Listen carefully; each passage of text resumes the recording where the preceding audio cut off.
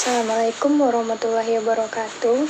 Perkenalkan, nama saya Wina Febriani dengan NIM 23129398 dari sesi 0167. Pada video penugasan minggu ini, saya akan membahas mengenai administrasi ketatausahaan, di mana yang akan saya bahas nantinya yang pertama yaitu ada pengertian apa yang dimaksud dengan administrasi ketatausahaan tersebut. Kemudian juga saya akan membahas bagaimana administrasi ketatausahaan tersebut.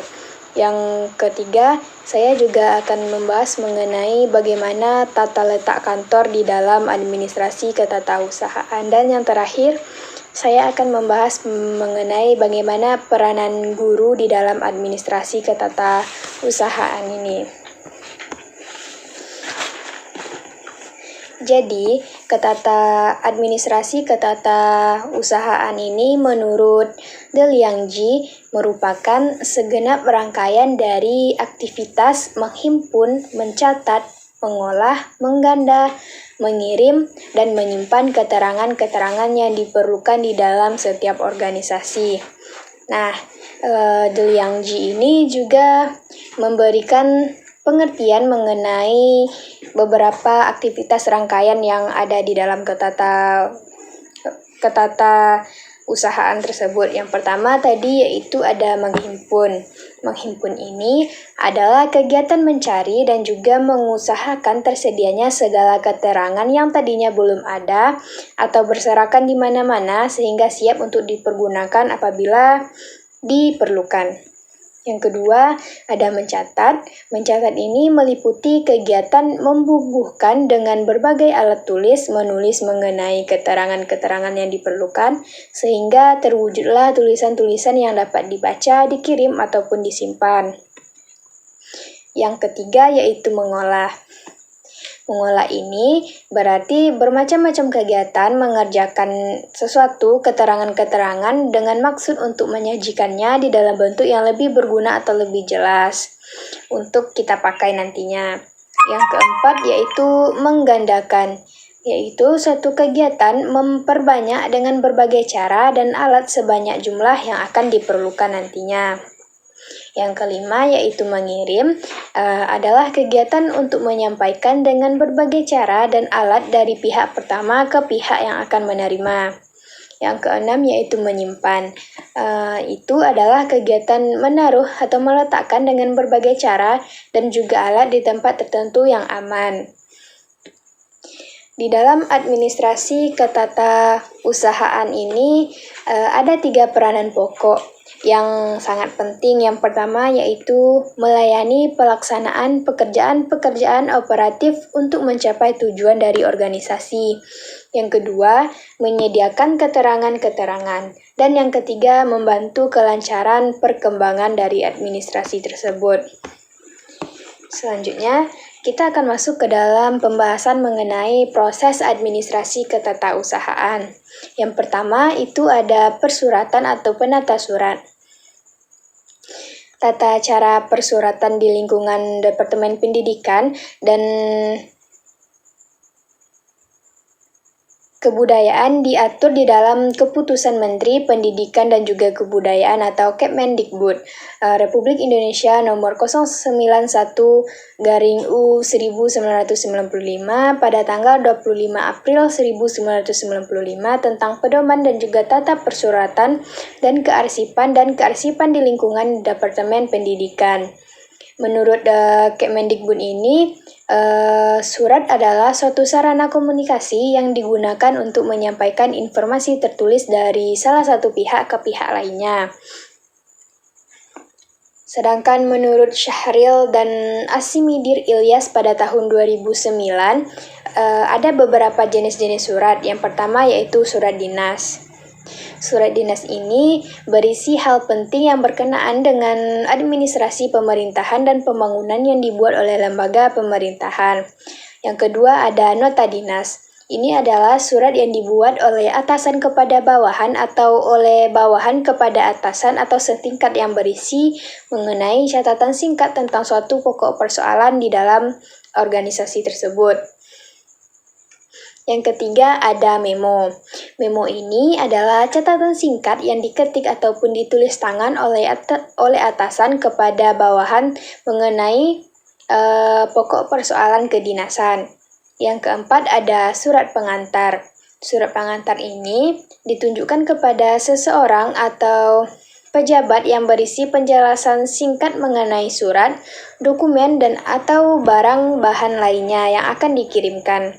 Yang kelima ada surat kawat atau telegram, di mana surat ini adalah surat singkat dengan menggunakan kata-kata biasa atau kata sandi mengenai hal yang perlu untuk cepat diselesaikan atau disampaikan melalui telegram tersebut.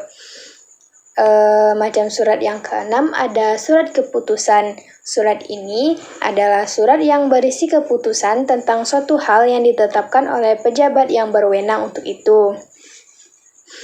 Yang selanjutnya ada surat edaran. Surat ini berisi penjelasan atau petunjuk mengenai cara melaksanakan peraturan perundang-undangan dan atau perintah yang telah ada. Selanjutnya ada surat undangan. Surat undangan ini adalah surat pemberitahuan kepada seseorang untuk menghadiri suatu acara pada waktu dan tempat yang telah ditentukan. Macam surat selanjutnya ada surat tugas, surat kuasa, surat pengumuman, surat pernyataan, surat keterangan, dan juga surat berita acara. Proses yang akan dilalui selanjutnya adalah kearsipan atau penata arsip. Yang berkaitan dengan kearsipan ini, yang pertama ada yang namanya azas penata arsip. Azasnya yaitu azas sentralisasi, desentralisasi, dan juga gabungan. Sentralisasi ini adalah azas penataan arsip yang dipusatkan pada suatu unit. Untuk desentralisasi itu adalah azas penataan arsip pada unit-unit di dalam organisasi. Dan yang terakhir ada gabungan, yaitu gabungan antara azas sentralisasi dan juga azas desentralisasi. Yang kedua ada sistem penataan arsip, itu bisa berdasarkan masalah, berdasarkan abjad, berdasarkan tanggal, berdasarkan nomor, dan juga berdasarkan wilayah. Yang ketiga, prosedur dari penataan arsip. Yang pertama yaitu meneliti arsip yang akan disimpan, mengelompokkan arsip, meneliti kesesuaian lampiran, mengklasifikasikan arsip, dan mengindeks arsip dengan cara memberi ciri khas atau tanda suatu arsip, juga menyusun arsip sesuai dengan sistem penyimpanan menurut polanya.